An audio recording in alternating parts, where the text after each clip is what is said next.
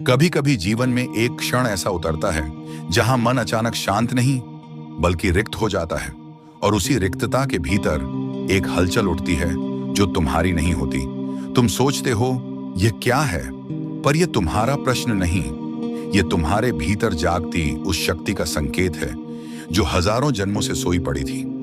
कहा जाता है मनुष्य मां काली को नहीं बुलाता, मां काली उसे बुलाती है, और जब वह बुलाती है तो पहले बाहर की दुनिया नहीं बदलती, भीतर की दुनिया टूटती है, शांति बिखरती है, सपने बिखरते हैं, झूठे संबंध, झूठी इच्छाएं, झूठे सहारे सब टूटने लगते हैं। और तुम सोचते हो मेरे जीवन में यह सब क्यों हो रहा है, पर सत्य यह है यह जीवन का संकट नहीं, यह जागरण का आरंभ है। जब मां काली बुलाती हैं तो पहले वे अंधकार भेजती हैं, क्योंकि अंधकार ही वह स्थान है जहां प्रकाश जन्म लेता है।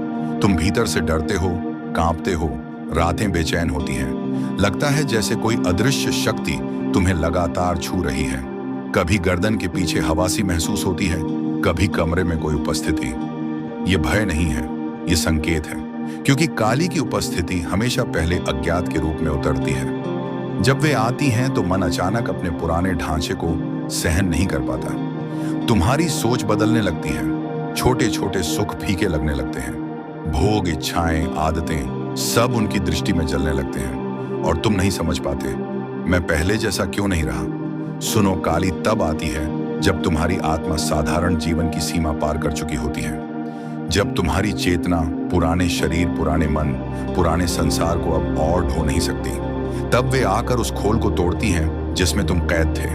काली का बुलावा कभी सुख की सूरत में नहीं आता, वह तूफान बनकर आता है, क्योंकि वे सृजन नहीं, पहले अविनाश करती हैं। वे तुम्हारे भीतर की कायरता मारती हैं, झूठ मारती हैं, दंभ, दिखावा सबका वध करती है। इंसान सोचता है काली आएंगी तो आशीर्वाद देंगी, नहीं, पहले वे सब छीनती हैं जो तुम्हें बांध रहा है। जब भीतर का अंधकार गहरा होने लगे, जब बाहरी दुनिया अर्थहीन लगे, जब तुम अचानक भीतर की ओर खींचने लगो, जब रातें मौन हो जाएं, तो समझ लेना यह तुम्हारा पतन नहीं, यह तुम्हारा पूर्ण जन्म है। काली किसी को अचानक प्रकाश नहीं देती, वे पहले तुम्हें तुम्हारे वास्तविक स्वरूप से मिलाती है, और वह स्वरूप सुंदर नहीं होता, वह कच्चा, नंगा, सच्चा, अहंकार से मुक्त, वह तुम्हारा वास्तविक मैं है। जब तुम उस स्वरूप को स्वीकार लेते हो, जब तुम्हें अपने ही भीतर की खामोशी सुनाई देने लगती है, जब तुम्हें अपने ही भीतर एक गर्जना महसूस होती है जो शब्द नहीं शक्ति है, तभी काली अपने चरण खोलती है। वे बाहर नहीं आती, वे भीतर एक द्वार खोलती हैं, एक अग्नि जो किसी को दिखाई नहीं देती, पर जिसे महसूस करने वाला कभी पहले जैसा नहीं रहता। वह अग्नि तुम्हें निश्चित कर देती है, तुम टूटते नहीं, तुम रूपांतरित होते हो, तुम समाप्त नहीं, तुम प्रकट होते हो। काली की पूजा फूलों से नहीं होती, काली की पूजा साहस से होती है।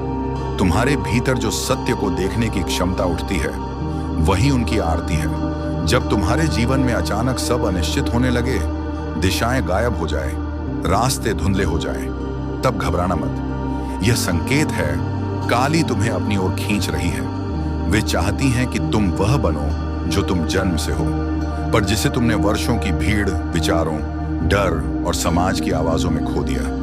काली तुम्हें तुम्हारे मूल रूप में वापस लाती है, वह शक्ति जो कोमल नहीं, अग्नि है, जो शांत नहीं, अडिग है, जो विनम्र नहीं, अविराम है। काली का बुलावा कमजोरों के लिए नहीं, यह उन आत्माओं के लिए है जो जन्म से ही अलग थी, जिन्हें हमेशा लगता था संसार जैसा है वैसा होना नहीं चाहिए।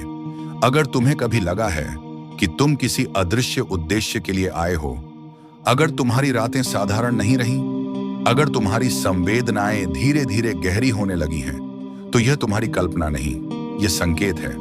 वे तुम्हें पुकार चुकी हैं। इस पुकार में मंत्र नहीं, सूर नहीं, शब्द नहीं, बस एक अनुभूति होती है, भीतर किसी चीज का टूटना, और उसी टूटने में जन्म लेती है एक नई चेतना, काली चेतना। जब वह चेतना उठती है, तब मनुष्य साधारण मनुष्य नहीं रहता, वह मार्गदर्शक बनता है, दीपक बनता है, अंधकार का योद्धा बनता है।